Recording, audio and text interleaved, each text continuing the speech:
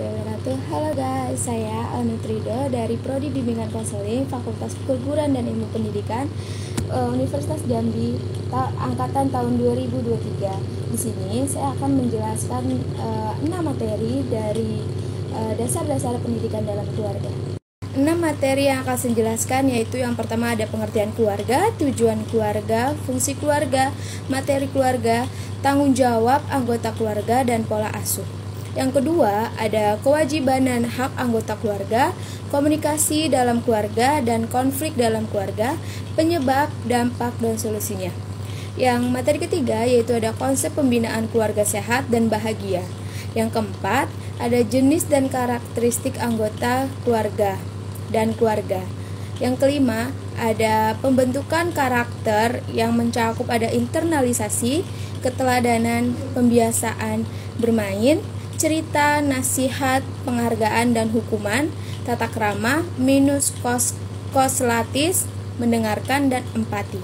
Materi yang terakhir yang keenam yaitu menyaring budaya asing dengan panduan nilai norma dan tradisi lokal, nilai kebangsaan dan Pancasila, kemajuan teknologi dalam pembangunan, serta pengembangan usaha mikro.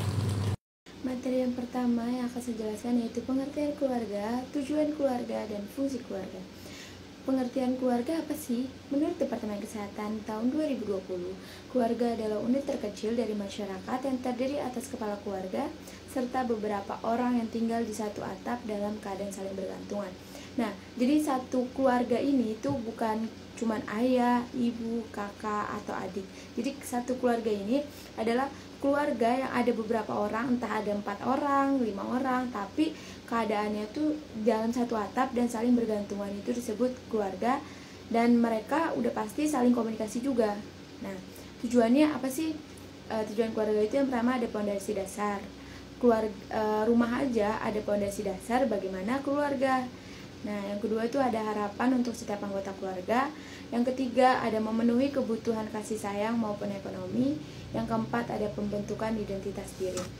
Fungsi utama dari keluarga itu apa sih? Fungsi utama dari keluarga adalah untuk menyediakan segala sarana yang dapat mengembangkan dan menjaga psikologi, biologis dari semua anggota keluarga.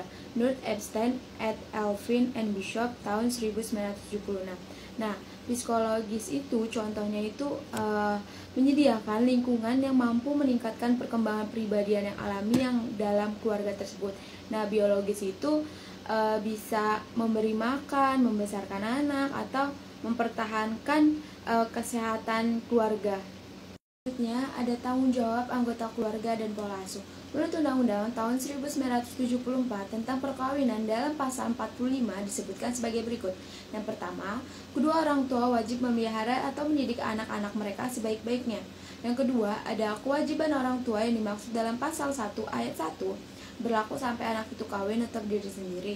Kewajiban berlaku meskipun perkawinan antara keduanya putus. Jadi, orang tua yang masih dalam pernikahan atau keduanya telah bercerai itu wajib mendidik anak-anak mereka sampai anak mereka itu bisa berdiri sendiri atau dewasa, atau juga bisa anak itu sampai kawin. Nah, selanjutnya ada pola asuh. 3 jenis pola asuh menurut Berwin ini hampir sama dengan jenis pola asuh menurut Harlock, juga Hadi dan Hayes, yaitu yang pertama ada pola asuh otoriter. Pola asuh otoriter ditandai dengan aturan-aturan yang kaku yang anaknya itu kebebasan itu sangat dibatasi. Jadi contohnya itu mau kerja kelompok nggak boleh, mau main nggak boleh, harus di rumah terus. Nah, yang kedua ada pola asuh demokratis. Ini bebas tapi masih ada pengakuan dari orang tuanya, masih ada orang tuanya masih memantau gitu. Nah, yang ketiga itu ada pola asuh permisif. Pola asuh permisif ini adanya kebebasan untuk anak yang mereka mau ke jalan A, ya anaknya ke jalan A. Nah, si ibunya tuh juga ke jalan A. Jadi sesuai dengan keinginannya sendiri gitu. Pola asuh yang ketiga ini. Materi yang kedua yaitu ada kewajiban dan hak anggota keluarga. Apa sih kewajiban suami, istri, dan anak gitu. Nah, kewajiban suami itu yang pertama ada membimbing keluarga, memberi nafkah, dan menjadi teladan bagi istri dan anaknya, menjadi contoh gitu bagi istri dan anaknya. Nah, Hak suami itu ada mendapatkan kasih sayang dan dipatuhi oleh seluruh anggota keluarga. Ya, yang kedua yaitu ada kewajiban istri.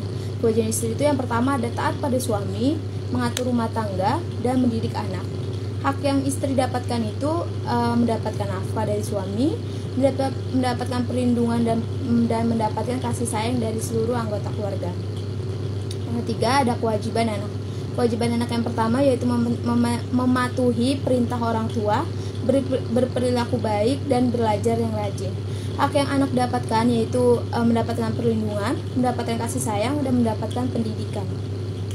Selanjutnya ada komunikasi dalam keluarga. Saya akan jelaskan dulu komunikasi dibagi ada berapa. Komunikasi itu dibagi menjadi dua, yaitu verbal dan non-verbal. Yang verbal itu contohnya lisan dan tulisan. Nah, yang non-verbal itu ada kontak mata, ekspresi wajah, intonasi suara, gerakan tubuh, dan postur tubuh. Kenapa sih komunikasi dalam keluarga itu penting? Karena komunikasi dalam keluarga itu penting tuh karena menghindari dari salah sangka anggota keluarga yang lain. Terus yang kedua ada hubungan menjadi lebih erat. Yang ketiga ada membawa keuntungan fisik maupun psikis. Yang keempat ada mengetahui apa yang diinginkan oleh anggota keluarga yang lainnya. Baik, materi yang ketiga yang akan saya jelaskan yaitu keluarga sehat dan keluarga bahagia. Saya akan jelaskan dulu definisi sehat, definisi bahagia, dan definisi keluarga bahagia itu apa. Definisi sehat itu menurut WHO itu sangat luas, yaitu keadaan yang sempurna baik fisik, mental, maupun sosial, tidak hanya dari terbebas dari penyakit atau kelemahan atau cacat. Jadi definisi sehat menurut WHO ini benar-benar sempurna gitu, baik fisik atau psikisnya. Nah, yang definisi bahagia menurut KBBI adalah keadaan atau perasaan senang dan perasaan tentram yang dimana dalam kondisi bebas dari segala hal yang menyusahkan hidup kita. Jadi bahagia itu tentram gitu. Jadi bahagia sama dengan kata tentram, senang gitu hidupnya, nggak ada tekanan, nggak ada pikiran gitu. Nah, definisi keluarga bahagia itu adalah menikmati setiap momen, baik suka maupun duka secara bersama-sama, saling toleransi, saling melindungi, saling bantu, saling menyayangi, dan selalu ingin membahagiakan. Ialah tujuan utama dari keluarga bahagia. Jadi keluarga bahagia itu keluarga yang saling berkomunikasi, tidak saling acuh tak acuh atau membesarkan ego masing-masing. Jadi keluarga bahagia itu saling membantu, saling mendengarkan apa keluh kesah dalam keluarga tersebut. Bagaimana sih cara mewujudkan keluarga yang sehat dan keluarga yang bahagia? Kalau cara mewujudkan keluarga sehat itu ada dua. Yang pertama ada makanan yang bergizi, yang kedua ada lingkungan yang bersih. Kalau untuk keluarga yang bahagia itu yang pertama ada jangan menutupi sesuatu, dan yang kedua ada buang jauh-jauh untuk yang berbohong. Yang ketiga berpikir positif. Yang keempat dan saling percaya. Ini tuh adalah kunci dari keluarga yang bahagia. Karena jika kita berpikir negatif kayak ini pasti bohong nih, jadi kan ada rasa kayak nggak enak gitu. Nah, kita juga harus saling percaya kalau keluarga itu tuh dia tidak berbohong. Jadi itu adalah kunci dari keluarga yang ingin menuju ke bahagia. Yang keempat yaitu ada jenis keluarga. Jenis keluarga mungkin ada banyak, tapi yang akan saya jelaskan ada 8. Yaitu yang pertama ada keluarga inti. Sudah saya jelaskan seperti di pengertian sebelumnya, yaitu keluarga inti adalah keluarga yang tinggal satu atap atau bukan hanya kakak, adik, ibu atau ayah. Jadi keluarga bebas berapa orang saja, lebih dari keluarga yang lebih dari ayah, ibu, adik atau kakak itu pun nggak apa-apa. Yang penting tinggal satu atap. Yang kedua ada keluarga besar, yaitu adalah keluarga yang berkumpul pada hari besar atau hari tertentu. Contohnya tuh pas hari lebaran, Idul Fitri kan ada tuh keluarga kumpul, keluarga besar, entah kumpul di rumah nenek atau kumpul di rumah paman. Jadi itu dinamakan keluarga besar karena masih satu atap. Atau contoh lainnya ada sepupu nikah. Nah, kan ada tuh bibi yang bantuin masak, paman yang bantuin bikin tenda, itu kan masih dalam satu atap. Itu dinamakan juga keluarga besar. Yang ketiga ada blended family, yaitu ada keluarga inti yang dibentuk kembali melalui pernikahan yang sebelumnya itu sudah berpisah. Jadi contohnya itu ada pasang suami istri, dia tuh udah nikah sebelumnya. Nah, terus kemudian mereka bercerai dan mereka tuh nikah kembali. Nah, itu disebut blended family. Yang keempat ada RD couple, yaitu yang beranggotakan cuman suami dan istri. Jadi dia tuh anaknya tuh tinggal terpisah. Contohnya itu suami dan istri ini tinggalnya tuh di kampung. Nah, si anaknya itu tinggalnya di Jakarta. Jadi dinamakan tuh RD couple. Nah, yang kelima ada nuclear death, adalah keluarga sepasang suami istri yang tidak mempunyai anak. Yang keenam itu ada single parent, yaitu keluarga yang dikepalai suami atau istri yang sudah bercerai tapi masih memiliki anak yang masih menjadi tanggungannya, ataupun sepasang suami istri yang perceraiannya itu ditinggal meninggal. Nah, tapi masih ada anak yang menjadi tanggungannya, itu disebut single parent. Nah, yang ketujuh itu ada single adult life only. Jadi anggota sepasang seorang wanita atau pria dewasa yang tidak menikah gitu. Yang kedelapan itu ada three generation, adalah keluarga yang beranggotakan 3 generasi yang tinggal di dalam satu atap. Jadi ada satu atap. Nah, ada 3 generasi. Jadi contohnya ada kakek, cucu, sama cicit. Nah, itu jadi 3 generasi. Selanjutnya ada karakteristik keluarga dan jenis anggota keluarga. Karakteristik keluarga itu dibagi menjadi 3, yaitu ada yang pertama ada terdiri atas 2 atau lebih individu yang diikat oleh hubungan darah, perkawinan, atau adopsi. Yang kedua ada anggota keluarga biasanya hidup bersama, atau jika terpisah mereka tetap memperhatikan satu sama lain. Yang ketiga ada anggota keluarga yang saling berinteraksi satu sama lain, masing-masing mempunyai peran sosial seperti peran suami, istri, anak, kakak, dan adik. Mereka mempunyai tujuan yang untuk menciptakan dan mempertahankan keluarga mereka sendiri. Nah, selanjutnya ada jenis anggota keluarganya. Jenis anggota keluarga itu dibagi menjadi 4. Yang pertama ada cakupan. Cakupan itu dibagi menjadi 2, yaitu inti dan keluarga besar, seperti yang sudah saya jelaskan sebelumnya. Yang kedua ada berdasarkan perkawinan, itu dibagi menjadi 4, yaitu monogami, poligami, poliandri, endogami, eksogami. Ada 5, mohon maaf. Yang monogami itu adalah sepasang suami istri yang hanya satu. Jadi mereka nggak punya istri 2 atau suami 2, jadi mereka sama-sama satu. Kalau poligami itu istrinya 2, jadi suami yang mempunyai istri 2. Kalau poliandri itu istri yang mempunyai suami lebih dari 1, dan poligami itu mempunyai istri lebih dari 1 juga ya, entah 2, 3, 4, itu bebas. Nah, kalau endogami itu adalah pernikahan yang masih dalam satu ras, kayak misalnya orang Jawa nikah sama orang Jawa. Nah, eksogami itu adalah yang di luar ras. Jadi misalnya orang Jawa menikah dengan orang Minang gitu. Yang ketiga ada berdasarkan jenis anggota keluarga, sama keluarga inti dan keluarga besar. Yang keempat ada keluarga berantai, yaitu ada duda atau janda.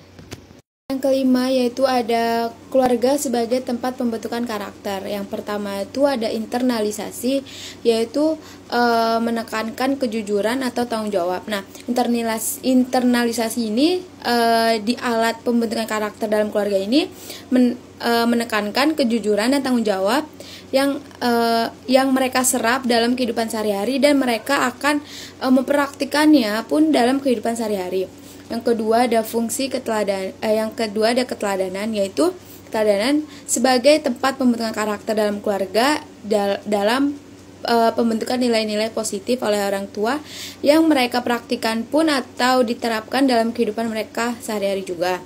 Yang ketiga ada pembiasaan, yaitu pembiasaan itu sebagai pembentukan pola pikir dan perilaku anggota keluarga. Jadi dia itu mempraktikkan perilaku keluarga yang positif dan yang diulang secara setiap hari atau secara konsisten gitu, dan mereka praktik pun di kehidupan sehari-hari juga atau di dalam keluarga tersebut.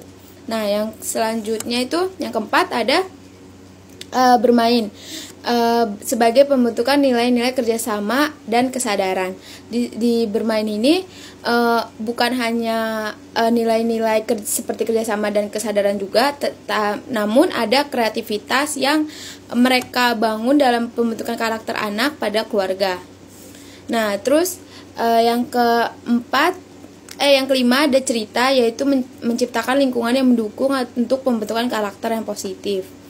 Yang ke-6 ada nasihat, yaitu sebagai pendorong pertumbuhan pribadi antar anggota keluarganya. Yang ke-7 ada penghargaan dan hukuman sebagai alat pembentukan karakter dalam keluarga, adalah sebagai memperkuat perilaku positif yang diinginkan dalam keluarga dan konsekuensi dari perilaku yang tidak diinginkan atau melanggar norma dalam keluarga. Nah, hukumannya ini tuh terlalu banyak tanpa penguatan positif dapat mengarah pada rasa takut atau keengganan untuk bereksperimen, sementara penghargaan yang tidak konsisten dapat menggugurkan harapan dan norma yang jelas. Selanjutnya ada tata krama, yaitu pertumbuhan sifat menghormati tiap anggota keluarga. Jadi pembentukan karakter tata krama ini dalam keluarga ini sangat penting sekali, karena si anak bisa menghormati sesama anggota keluarga atau menghormati lingkungan yang lain, tetangga yang lain pun si anak ini bakal hormati kalau keluarganya ini mengajarkan tata krama gitu. Yang selanjutnya ada minus kolatis, yaitu sebagai pembentukan sikap disiplin dalam mencapai keberhasilan akademik. Yang ke-7 selanjutnya ada mendengarkan sebagai memperkuat ikatan antara anggota keluarga. Jadi di dalam keluarga ini kita juga harus mendengarkan atau didengar. Jadi kita harus mendengarkan apa keluh kesah tiap anggota keluarga yang lain, dan kita juga sama-sama kayak entah habis maghrib kita sharing, ngobrol bareng. Nah, itu tuh bisa memperkuat ikatan tiap anggotanya gitu loh. Jadi sama-sama mereka dalam keluarga itu merasa perlu didengar. Nah, yang terakhir tuh ada empati, yaitu membantu tiap anggota keluarga, yang mana ini akan mendorong keterlibatan sosial yang positif. Jadi dalam keluarga itu pasti diajarin karakter yang empati. Kita harus menolong berawal dari keluarga kita sendiri, baru menolong orang lain. Jadi biar pas kita keluar atau kita menemu orang yang membutuhkan itu, biar kita tidak acuh tak acuh ngeliat orang yang butuh pertolongan kita. Yang ke-6 yaitu ada sikap keluarga menghadapi globalisasi dalam menyaring budaya asing dengan paduan nilai, norma, dan tradisi lokal. Nah, nilai ini dapat keluarga mempertahankan dan mengajarkan nilai-nilai yang dipegang teguh. Contohnya itu nilai-nilai seperti kejujuran, kesetiaan, dan solidaritas keluarga yang dapat menjadi paduan dalam nilai-nilai apakah suatu aspek budaya asing ini dapat diterima atau tidak.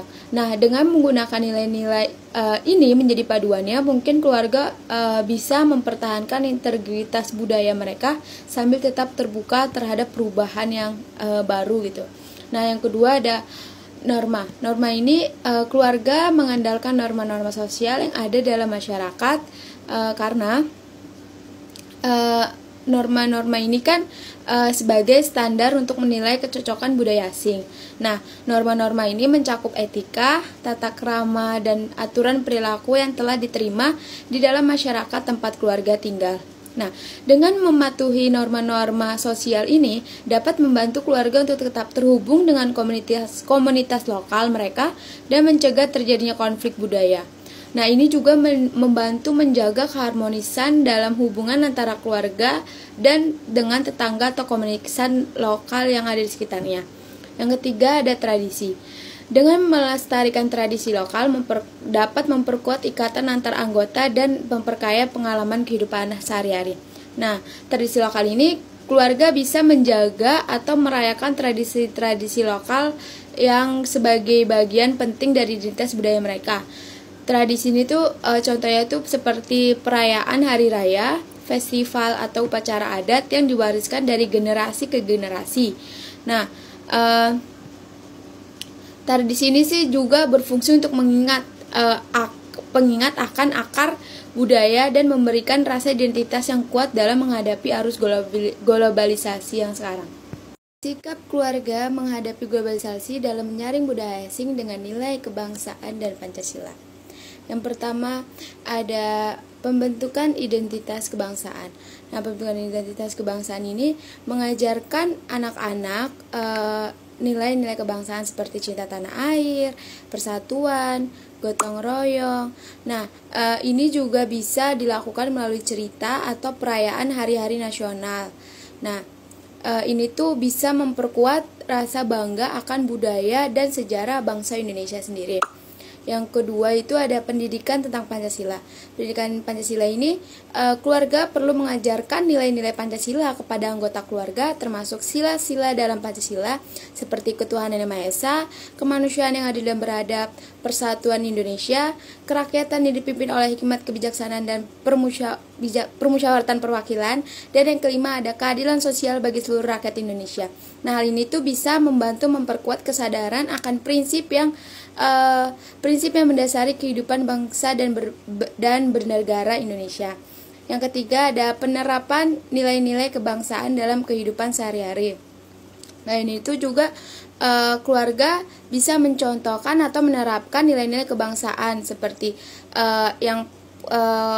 persatuan Indonesia dalam kehidupan sehari-hari, atau menghargai keagamaan, budaya, menghormati hak asasi manusia, dan berpartisipasi dalam pembangunan masyarakat dan bernegara. Yang keempat ada pengaruh positif terhadap komunitas. Nah, keluarga juga bisa mengajarkan pengaruh positif terhadap komunitas, itu bisa memperkuat nilai-nilai kebangsaan dan Pancasila di dalam keluarga, anggota keluarga, atau bisa memberikan dampak positif bagi komunitasnya. Selanjutnya ada sikap keluarga menghadapi globalisasi dalam menyaring budaya asing dengan kemajuan teknologi dan pembangunan. Yang pertama ada pendidikan dan kesadaran teknologi. Nah, keluarga ini penting menyadari pendidikan dan kesadaran akan teknologi dalam pembangunan. Mereka menghargai peran teknologi sebagai alat untuk meningkatkan kualitas hidup dan mempercepat kemajuan ekonomi. Oleh karena itu, mereka berupaya untuk memahami dan mengikuti perkembangan teknologi agar dapat memanfaatkannya secara optimal. Yang kedua ada pemanfaatan teknologi untuk pendidikan. Nah, ini tuh bisa mengakses seperti sumber belajar online, kursus daring, dan aplikasi pendidikan untuk memperluas pengetahuan dan keterampilan. Ini tuh bisa meningkatkan daya saing anggota keluarga di era digital, dan bisa membantu anggota keluarga dalam mengerjakan tugas atau dalam mengaksesnya gitu. Yang ketiga ada pendidikan teknologi dalam pembangunan usaha. Ini bisa contohnya itu mereka mau belajar untuk pemasaran, manajemen inventaris, atau layanan pelanggan. Nah, ini tuh bisa membantu meningkatkan efisiensi operasional dan menciptakan peluang pertumbuhan bisnis. Nah, yang keempat itu ada kontrol penggunaan teknologi. Mereka memastikan bahwa anggota keluarga menggunakan teknologi dengan bijak dan bertanggung jawab, serta membatasi paparan terhadap konten yang tidak sesuai atau tidak yang di bawah umur gitu. Yang kelima ada kesadaran akan dampak sosial dengan lingkungan.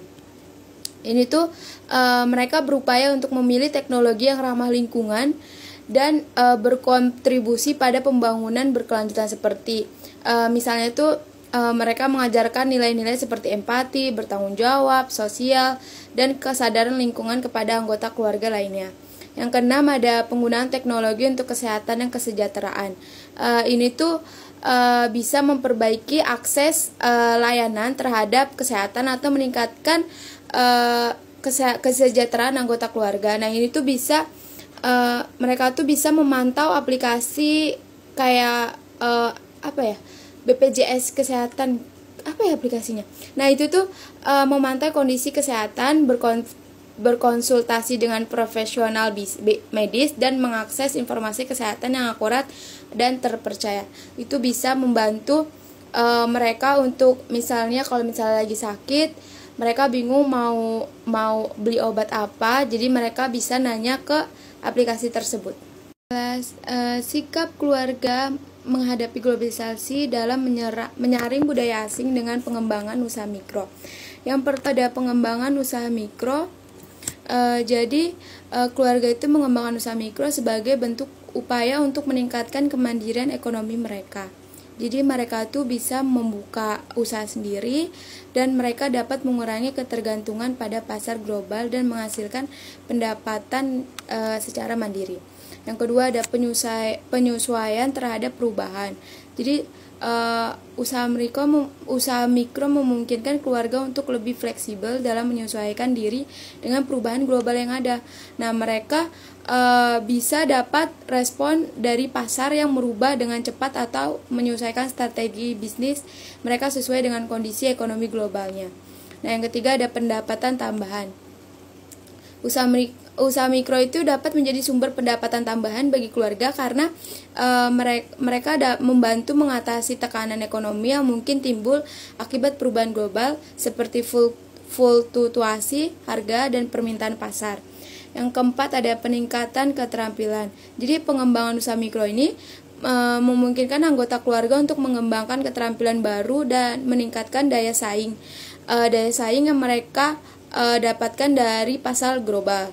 Nah, mereka juga dapat belajar tentang manajemen bisnis, pemasaran, dan keuangan yang dapat berguna dalam konteks ekonomi global yang kompetitif. Yang kelima ada pemberdayaan komunitas.